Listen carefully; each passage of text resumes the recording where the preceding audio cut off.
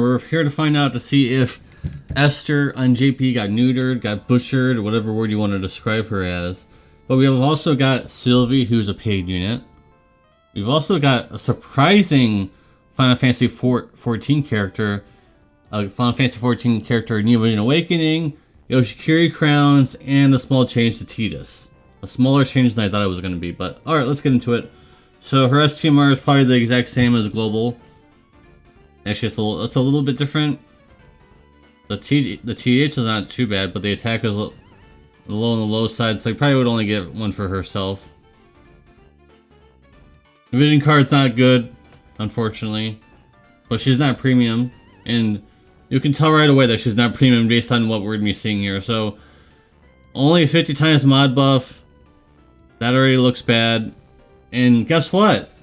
She only has a 30% amp, and that's it. She doesn't have 150% amp at all. There's none. There's no amps to be had here besides the 30%. And then a really weak field effect. At least it's 2, but yeah, it's not very good. And there isn't much to say about her at all. Like, what is this?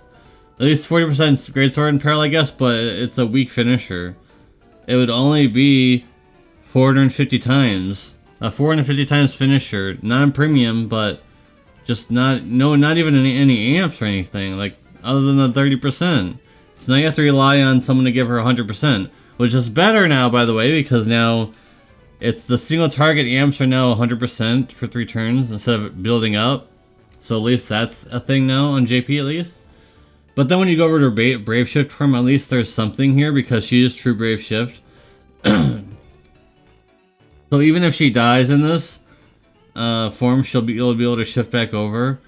So she is a magic tank on the JP version. On the global version, she's a physical tank. But okay, so at least we got something going for us here, guys. At least there's something here.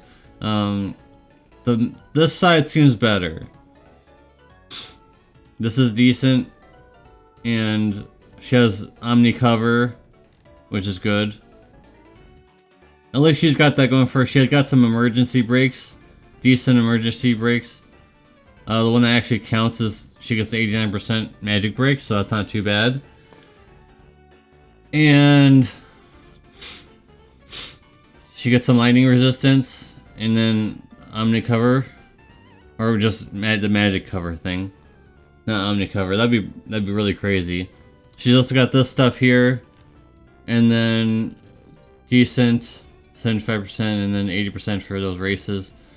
So her Brave Shift form is better than her base form by a lot, and that kind of was not really this. Like, both sides on global side were pretty good, but it's pretty obvious that her base form was an afterthought. Like, you're not bringing her to battle for this. She doesn't really do anything here. So you're bringing her just because she's a decent magic tank, but we already have Cecil. Cecil's always the gold standard when it comes to magic tanks, isn't it? That's how it's always been. So yeah, you don't really care about this unit, honestly. She's not premium, so no harm, no foul. I'm gonna go ahead and give her like a 6, just because her magic tanking is decent.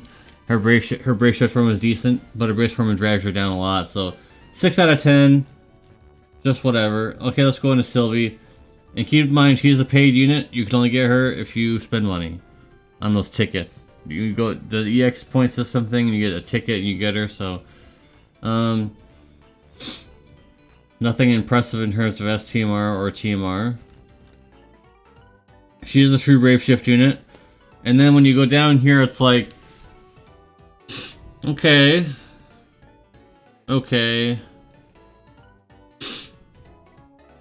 So there really isn't anything, like, that's it? You look at Global's Sylvie's base form and it has all this stuff, and then when you go to JP, it's like, this is it? There's not much here. I don't, like, what? And then you go to the Brave Shift form, it's like, not much here, guys. I mean, this is a cheap little damage buff, I guess, for people who don't have any more amps anymore. Sorry about that. There isn't much here. This is it. So at least she has 400% attack and magic buff, and also 30% LB damage buff. And this is pretty nice as well, the bottom two parts. I feel like this is the only thing you care about. This is pretty huge of a buff, but other than that, what else? There's nothing here. I don't. It's crazy how they can fumble, you know, basically a given unit that's broken, and they make her worse than she was. Like if they gave her the same stuff that Global at, even now, I think it would still be pretty good. So I don't get it. So I'm gonna go like 7. At least that's fair enough because her brave shift from LB is pretty strong.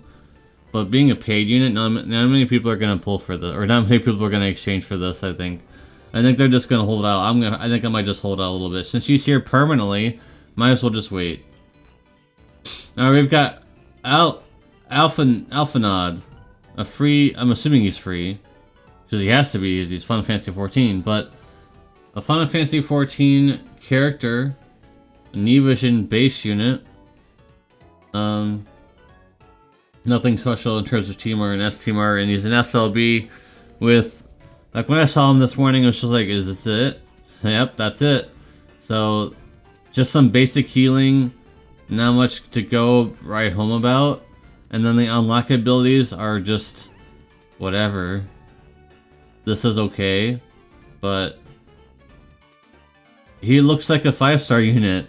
Like what's so special about this? It's there's nothing to even say about this. It's just it's the novelty of him being a Final Fantasy 14 unit and being like a collector's item more than just being, you're never gonna bring this guy to anything. So yeah. Moving on. I did not look at this. So Yoshalta is getting a Neogen Awakening, it looks like. So this is new for me.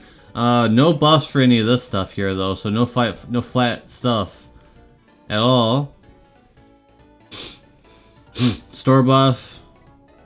Weak breaks, weak in peril. Is that it? What? I mean, I guess this is a thing, but Castaway Awaken at this point, I mean, come on. Not much to say about any of this. And the SLB doesn't do anything. Just some modifier buffs. So, I don't see a point to this at all. Castaway Awaken hasn't been a thing in a long time, so even if you were able to do some damage here, it's like, what? That's just not good enough, so... Yeah, not much to say about Yoshalta either, unfortunately. No buffs here for any of the... No TMR and STMR buffs. Does she get any flat anything? Okay, EX3.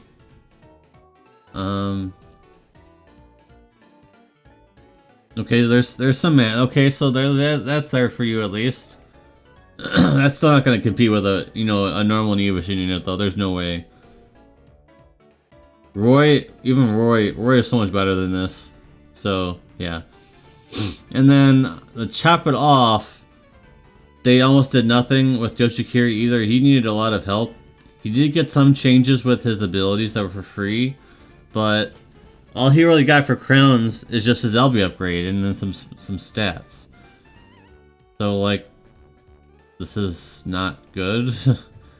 And then that is his brave shift form. It's the same thing here. And like what am I supposed to say about this? It's just not good. So Yoshikiri's crowns are just not good. And he got some changes like 35% amp instead of 10. I think it was like 10 or 15%. Because that's how long ago he came out.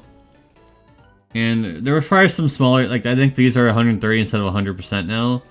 But like that's not even good enough. Like you're not bringing this guy to anything. Unless it's like restricted, because actually, unironically, I did bring him to, because it was an ice restricted fight. So I did bring him for that. But other than that, you're not bringing him for anything. And then finally, Tidus. All he got was a leader skill change, so at least he has a 5% leader skill for water, but that's all he got. But he already had crowns, so I guess expecting anything more than that would have, you know, been too much, but at least it's a free leader skill for 500% for water. That's it. Let me know what you guys think about Esther on the JP version. I think that she probably still outdamages. I think the global version still outdamages the JP version, you know, she's much older. Because there's no amps or anything, and yeah. So yeah, that's about it. So let me know what you guys think in the comment section down below. All that information I just reviewed. What do you think about Esther? See you in the next video. Peace.